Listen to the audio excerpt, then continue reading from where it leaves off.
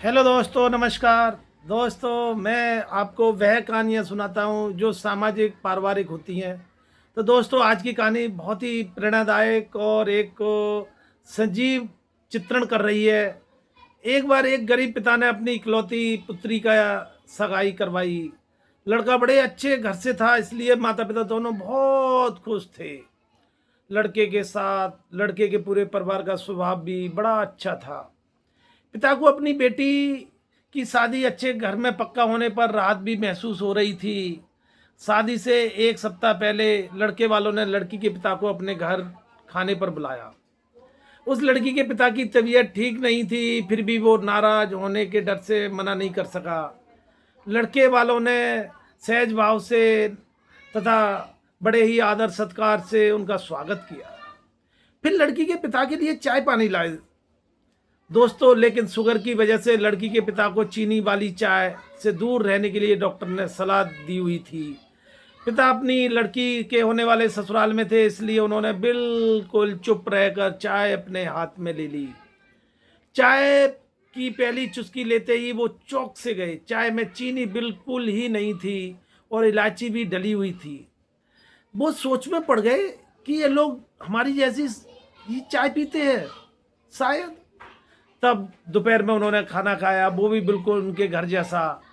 उसके बाद दोपहर में आराम करने के लिए दो तकिए, पतली चादर मौजूद थी। उठते ही उन्हें नींबू पानी का शरबत दिया गया।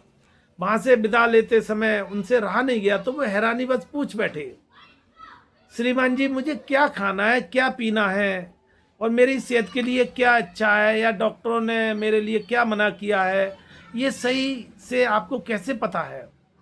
पिता की पूरी बात सुनने के बाद बेटी की सास ने धीरे से कहा कि कल रात को ही आपकी पुत्री का फोन आ गया था और उसने बेहद विनम्रता से कहा था कि मेरे पापा स्वभाव से बड़े सरल है, संकोची स्वभाव के, बोलेंगे कुछ नहीं, लेकिन प्लीज अगर हो सके तो आप उनका ख्याल रखिएगा।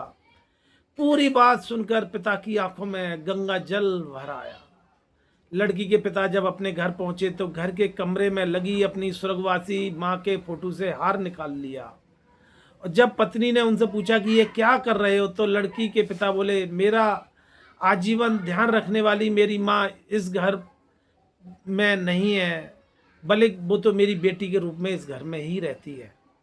और फिर पिता की आंखों की धारा बहने लगी और हृदय भर आया। अंत में सब कुछ बांध टूट गया। वो सुबक पड़े, साथ में पत्नी भी सुबकने लगी। दुनिया में सब कहते हैं ना कि बेटी है एक दिन इस घर को छोड़कर चली जाएगी। नहीं, बेटियां कभी भी अपने माँ बाप को घर से नहीं जाती हैं, बल्कि वो हमेशा उनके दिलों में रहती हैं बेटियां।